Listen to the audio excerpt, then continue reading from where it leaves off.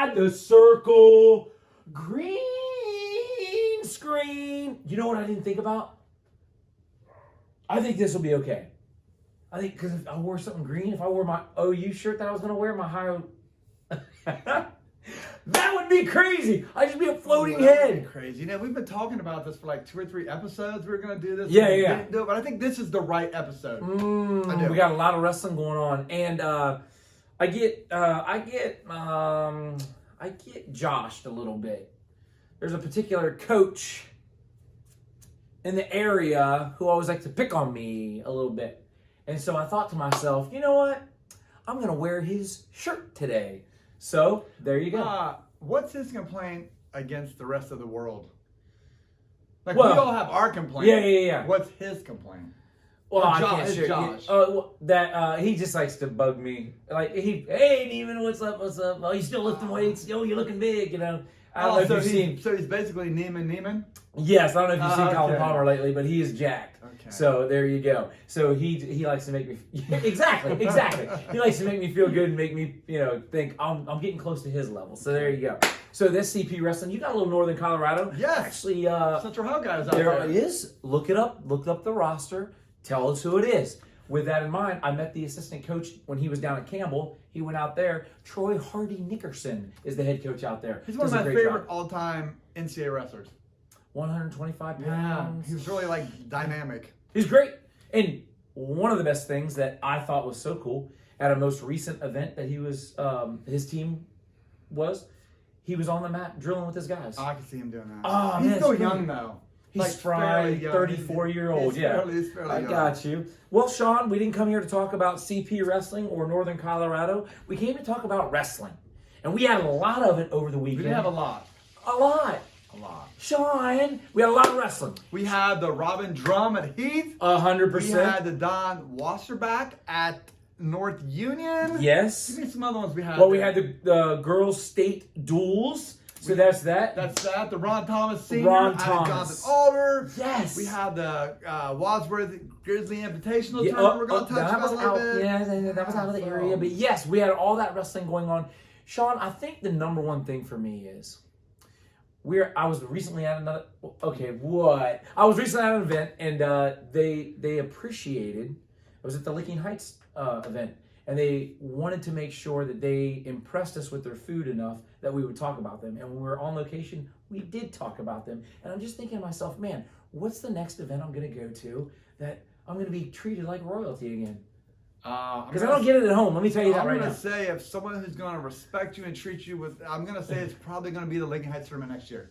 Yes, that's probably right. We're going to have to go talk about that. Yes, I think we are. Well, Sean, let's talk. You mentioned the Robin Drum. Yes. That's been going on for 10, 11 years. Yeah, I think that's probably close. longer than that, actually. Pretty close. Yeah, I think you're feel right. like it's a long time. Yes. They always have a pretty solid tournament. We had 4 champions that are going to be in the Central District sectionals across a couple divisions there. 1M106, Morrison, Groveport. Look out for this guy. Groveport, Look Madison. out for that guy. We saw him up at the Marion Hardy tournament. Placed her up there. Looked pretty decent. Somebody would put on the radar that, this guy might be pretty good. You're right. He was at the Lincoln Heights as well. That's right. We also had Malone from Lakewood. Yes. Ooh, that's great. Lakewood Lancers. Yes. Yeah, they had a tournament a couple weeks ago They as well. sure So he had a did. good showing up there. We had Smith from Utica. Pretty good kid. 150 over here on your side of town. And then rounding it out, we had Myers from Liberty Union winning it at 190. So congratulations all 4 of those guys on a fantastic week of wrestling. Nice job. The Heath Bulldogs, brown and orange. Very good baseball school. Oh, they got good baseball. Oh, yeah. I think they were a 3-time finalist, maybe. Oh, really? 2-time champ. They're really good over the last 20 years, maybe. Lakewood is also very good, but we're not here to talk about baseball. We're here to talk about wrestling. I think we're talking about everything but wrestling right now. Yes. Anyways, from there, we're going to go over to North Union. They had a tournament as well up there. Marion Harding really had a great showing there. They had 4 champions there. Give me some of those champions. Well, I'm going to say Bacchus. Yes, 126. 126. I bet St. Germain at 113 also there's 2. won. You're halfway home. Yes. Yee! Gerber? No, he's not. No, he's not. No, I think I'm drawing a blank on those We're two. going to go Cunningham, Okay. 132, and Barkley at 138. So the Presidents did really well there. Another team that had a string going as Marion Harding went 26, 32, and 38. Newark had their own little trio going over there as well. They had 3 champions. We had Was Justin Carter? No, Daughtry. Okay. At 165, we had Baker 175, and then Redmond, who's going back to back. He won last time we were on the show, winning at 190. He's back to back champions here in these tournaments, so put him on your radar as maybe someone to watch out for. Hey man, I think Coach Brokaw's doing a great job. I mean, I think he's assistant, and I love me assistant coaches. You are, so I am all about assistant coaches. But Coach Brokaw is doing a great job. He's a young up and comer, and he really understands what the kids need, and he's able to reach them, and he's able to get the most out of with them. With what they're doing. And I mean, given the tragedy from a couple of years ago with Coach Justice, right. It's one of those deals where someone has to take over, and he stepped in, and they've done a great job with that. Yes. So that's what I got for you. So what's our question there? Did the home school have a champ? And I bet they did. They did. They had a champ at 120. Oh, yeah, there it is. Boom. Trace Williams. That kid's a hammer. Saw him up at Marion Harding. A stud. Maybe not Marion Harding, somewhere else. But I did see him somewhere, and I thought to myself, there was also a couple notable champions. The Columbus Academy had a champion as well.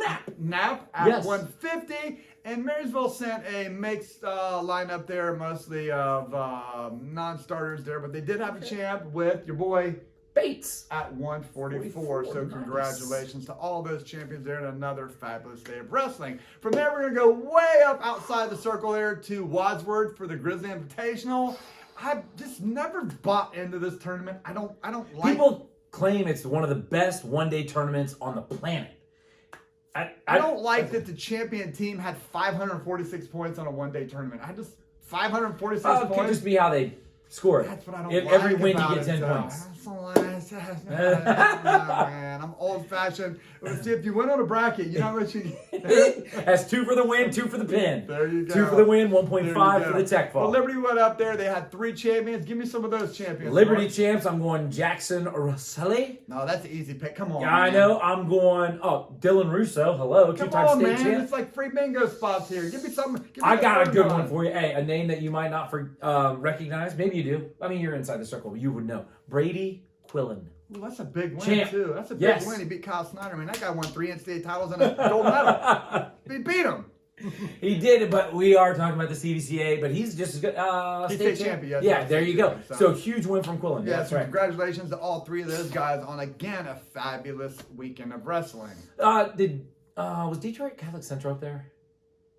At Wadsworth? They won it. That's a good team. They really, I know they have a large net to pull people from, but that guy's doing a great job up there. Agreed, no He's problem. really doing a great job. The last time I saw Detroit Catholic Central, well, other than Brecksville, when I was coaching at Groveport and we went up to Toledo St. John, which was a great tournament at the time.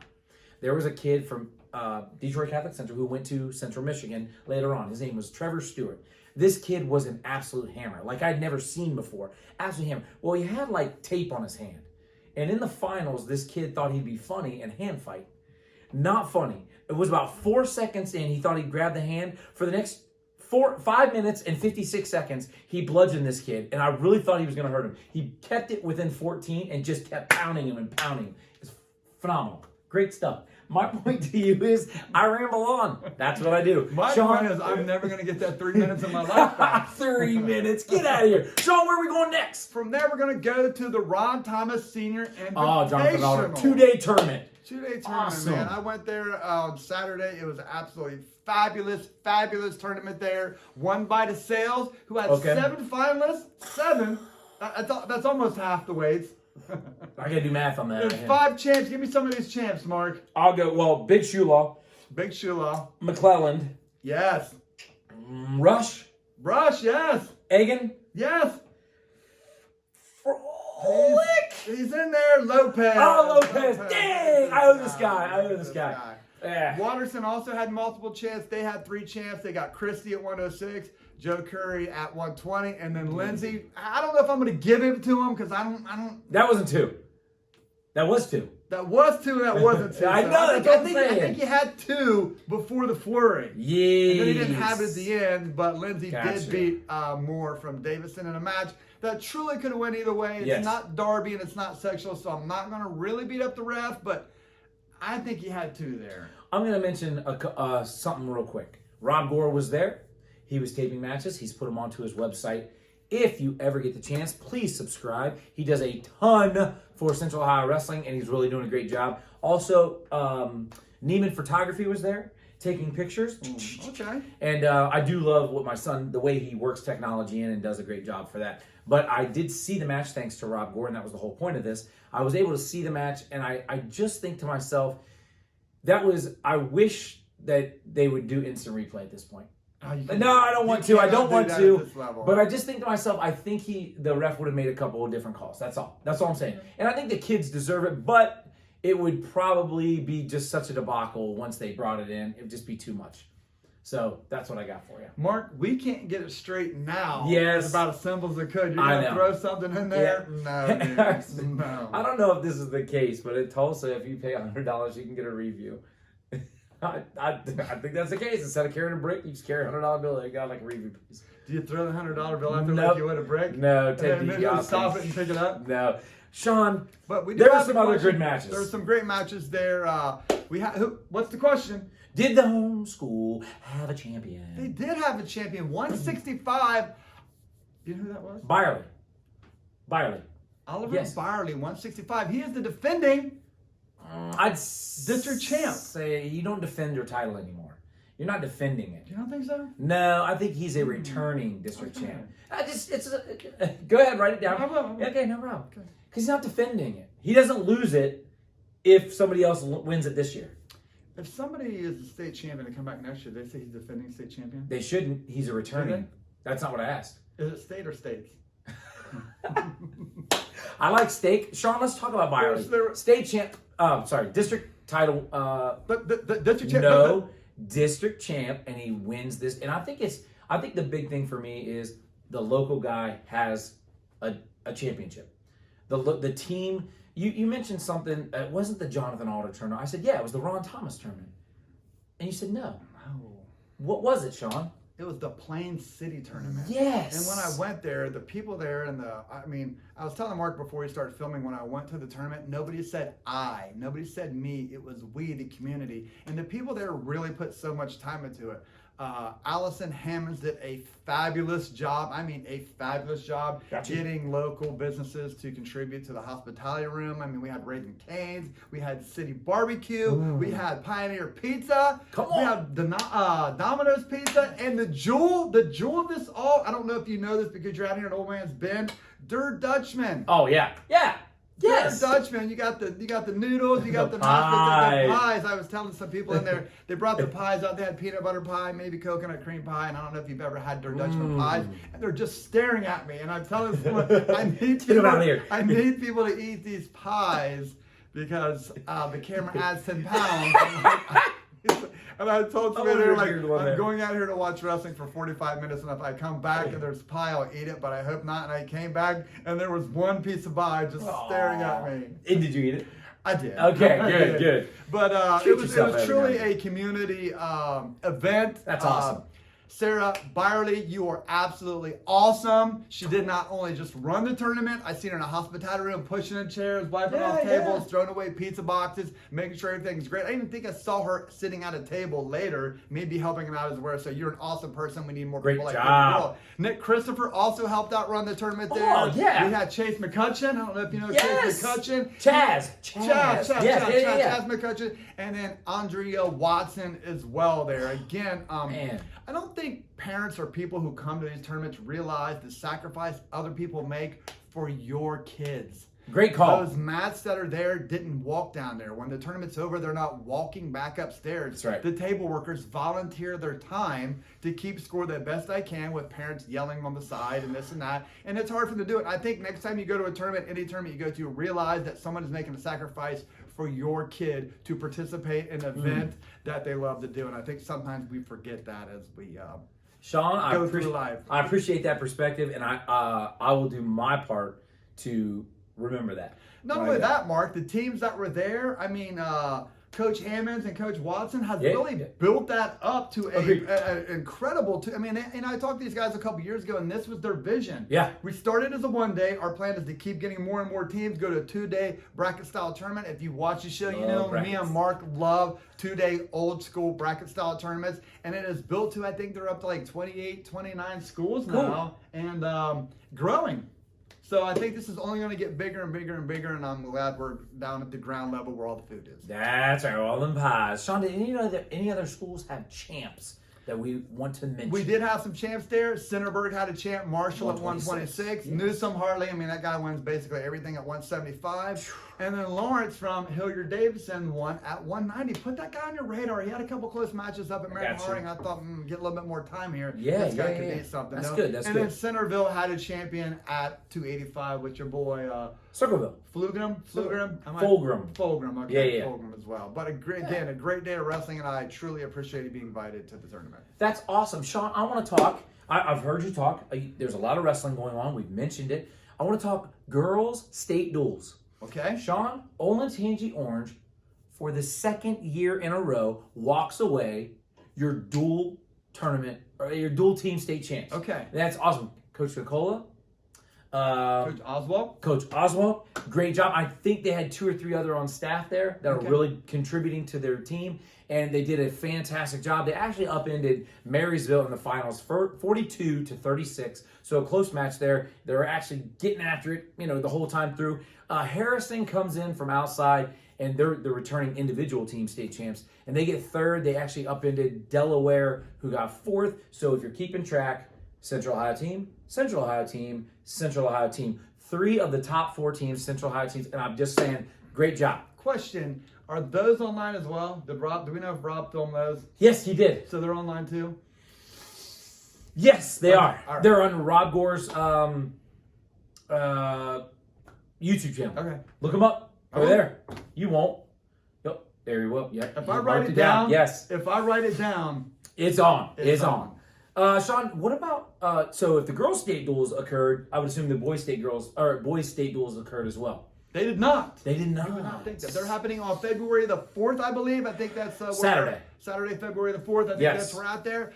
I'm not. I really don't want to get on my soapbox here. I'm not thrilled with the bracketing here, but we'll start in Division 1, where we're going to have Liberty, Newark, Lancaster, and Tates Valley in that little 4-man champion advancing. And then the bottom, which I think is going to be a little bit more competitive in the semifinals there, we're going to have Marysville wrestle Westerville North and Dublin wrestle Olentangy of the Lewis Center. Hey, real quick question. I have a quick question. Okay. The Olentangy, Liberty, Newark, Taze Valley, Lancaster. Where's that section of dual meets? That's a very good question. That will be at Taze Valley, as opposed to the top seed there. That will be at Taze Valley at 9 o'clock. But for some reason, I want to say the one at Dublin starts at 10. I really think they're off an hour there for some reason. Well, it takes time to travel. Okay. I tried. But anyways, I think it's off. So I think that's at 9 o'clock, and I think the Dublin one is at 10 o'clock. But it's all on the Bombs page if you want to look that up. Boom. Division 2 here. What do we got going on in Division 2? We have Jonathan Alder. This is where I'm really upset there. I think Jonathan Alder should not be the 4 seed. I think they should be the 2 or 3. I think they would beat him in a duel. I said that. I think the Sales beats him in a tournament. I like Jonathan Alder in a dual meet there. But Jonathan Alder did get the 4 seed. They're going to be going with Graham up there. And in the bottom, we have the Sales opening up with Hartley and Vandalia Butler opening up with Reading. And Vandalia Butler, I think, is going to be a hard out for the Sales again. The Sales has some forfeits that you're going to have to work around. But Vandalia Butler, as I was telling Mark, has been notoriously a Division 1 school for the beginning of time. Now they're Division 2. I have to think they're one of the top 5 schools that missed the cut right there. I'm going to check that out. I don't know, but they're going to be tough in Division 2. You know Vandalia Butler's school colors? Red and black or something like that? You know their mascot? Bulldog? Nope. Okay. Way off. What are they? Purple and yellow, and they're the Aviators. Okay. There you go. We're positive on that? No, but I like to think that. All right. So, and then Division 3, we have one participating team from Central Ohio region, and that is Mary Pleasant, who is the 4 seed in the semis. If they get there, will be taking on number 1 seed Barnesville, who me and you saw a couple weeks ago, who have some hamburgers. So that should be entertaining as well. That might be a match in nutrition, right? Like who has 14 people? I don't know. Yeah. I don't know. That could come down to something like that. I'll tell you what. Barnesville has 5 or 6 guys, but I don't know how many they entered in the tournament. Maybe that's a great question. So that could come down to something like that as well. What do they get? Don't they get like 18 wrestlers on the roster, and they can bump 4 of it, like they can move? It is something like that. It's either 18 or 19. But I would love to know which D3 schools fill it. Because I know South Range had all their guys. I mean, they that helped. good. That helped last year. Exactly. Yeah. So, and I know Milan Edison does a great job filling theirs too. But electric? Yes. Okay. Yes. Okay. They might be the bolts. But anywho, it's electric something. Yeah, okay. It's electric. Boogie, woogie, woogie. Where are we going this weekend? This weekend, that's a great question. Well, we know Thursday Night Thunder, OCC dual meets across the way. Yeah, let's start there. I looked at the lineup. I didn't see anything that's like jumping out. Okay, so it's just kind of yeah. It's just another week in business here. So we're gonna move past that.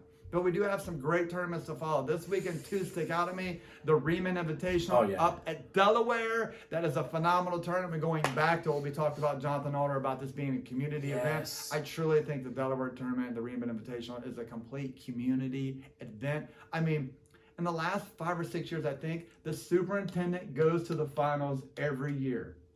That's pretty good. So if you are watching this and you host a tournament, raise your hand if your superintendent comes every year. Nobody has a hand up, Mark. Not in the live studio audience, anyway. No, they don't. But it goes back to the community-driven thing. There's people. I appreciate that. I don't know how many times you've went there, but they have a message for everyone. It's kind of like just reading about loving the people around you, and it's to appreciate your mom. Yeah. And I think the women of the sport are the most undervalued, the unsung heroes of the sport. Really, when you come off the mat after you had a tough loss that you should have won, when your dad's yelling at you about everything you did wrong, your mom's there for you to tell you she's proud of you, she did a good job. When you wrestle and you win a match, your sister or girlfriend doesn't care if you just beat a returning state champion or defending state champion or a first-year kid. They appreciate and cheer for you just the same. I mean, dad's like, that kid wasn't that good, blah, blah, blah. I mean, I really think the women and as Mark said, are the unsung heroes. And this tournament appreciates, love the people in your life, appreciate the time you have with your family and the things that everybody does for you. And for me and Mark, that's close to home of just being a good person, appreciate the things around you. Hey, quick question. They used to have each team nominate a team mom. Yeah, I still think they do that. Okay, yeah, good. I still do that. Now, the other tradition they had one time was they handed out pizzas, large pizzas to the champs. Like, they ordered way too many pizzas. And when I say way too many, like 25 too many. They're like, guys, we got to do something here. Well, hey, hand them to the winners. Go. On top of the award stand, they're holding a pizza. Like, this is great. Right. So, one of the 6 pounders Mark bigger than talks him. about the hospitality room and stuff like that. Yes. Women back there behind there do a great job of making sure that everything's clean, great food, this and that. So I appreciate everything you guys do, not only for wrestling, but what you do being a Delaware County resident, what you do for the community as well. Well done. Thank you to everyone involved in that tournament. Also a tournament maybe closer to home to you. Talk about what we got over here at Old Man's Bend. Old Man's Bend, yes. We have the Mason Board Memorial, and Mason was I think he was a sophomore this particular year, and he did have some injuries, so he was unable to travel to the Dublin Scioto tournament in the 1st of January. So he tells Coach, hey, I'll ride the bus, I'll bring you guys breakfast. I won't ride the bus. No, I will. Okay. I will ride the bus, I'll bring breakfast. He wakes up late. Coach, here's the deal. I can't ride the bus. All right, we'll go on up there. I'll follow you up there and I'll meet you up there. I'll bring the breakfast. Okay, cool. Not a problem. Get up there and we're at weigh-ins, and all of a sudden half the gym's gone because there's only wrestlers in there anyway. But Watkins, Coach Huddle did a great job. He got him into a side room and explained the situation where Mason was on his way. Roads were icy, and he ended up fatal car crash. So this tournament, a selfless teammate, just going all out for his team and wanted to do the best he could. And this tournament is in memory of him. And if you go into the wrestling room, they have a new building, but they brought it over. It's a shadow box. It's got a singlet inside, and it says for Mason. It's got a pair of his shoes. Very classy, very classy. So that's the Mason Boyd, and Marysville's there. Obviously, Watkins is there. Taze Valley's there. Taze Valley's there. Philo is there. I'm not sure about that. Say Hartley is there. Yes. Logan's there. It's just a great mix of teams that we don't really get to see that much in a tournament like that. Certainly, and it's going to be a great one. So I'll be spending the morning with our junior high, and then kicking on over to the Mason Boyd. Awesome. We also have the Jimmy Wood down there at New Lexington. And then the Utica. Wait, real quick, before you go to the Utica tournament, do you know who won the Jimmy Wood last year? Graham? No, Lancaster. Was Graham there? No, not that I know of. Okay. Lancaster's head coach says, "Hey, assistant coach, I need you to do me a favor." Oh, I knew there was Yes, I knew there was an assistant coach somewhere. And sure enough, the assistant coach did the numbers, ran the numbers just like his coach asked. He says, "We can win this thing." I said, "Hey, coach, I love your enthusiasm. I love that you're going to build your team up and you're not going to win this thing. You're not going to win it." He says, "I'll show you. We will win it." And guess who won it? Lancaster. Just like the assistant coach said. I'm not saying, I'm just saying. I'm just saying about the 5 minutes. Jimmy Wood, and then there's another tournament, Utica. The Redskins, I do believe, they have their tournament going on. Yeah, they get more teams than I thought there would be from the Central Ohio region, I guess. We have Newark gets there, Bexley's there, Gahanna, Jerome. Yes. Licking Valley. Ooh, that's going to be a good one. That is going to be a pretty good tournament. Yeah, kind of out of the way there, so. It is out there. I will give you that. It's past Northridge. How far is that from here for you? 40 minutes. Oh, really? I'm just out there then. Because I'm out here, and if that's 40 minutes from nowhere, you're out there. Well, Sean, do we have anything else? I don't think we do. We will 100% be off until Selection Sunday. February 12th. February 12th, we're going to select the sectionals that we go to. We've already told you where everyone's going to be at, so I'm not sure why we're going to have to do that. Hey, real quick, Division II has 2 sectionals this year. Kind of a big deal. So it's a big deal because they're going different ways. Yeah, that's right. I know. That's what I'm saying. We will break down. So on Monday, that following Monday, we'll do a show to break down some ways to look for, how we think it fell out there, and who do we think benefited the most from being at one section as opposed to the other. I love it. Did I say go to 150 if you can? No, you didn't yet, but now you did. 113, this is yours. Yeah. Once again, 120 is the deepest weight in Division I. And Darby is by far leading the charge. Sean, is that all for us? I think that's all we got. Excellent. And now you are inside the circle.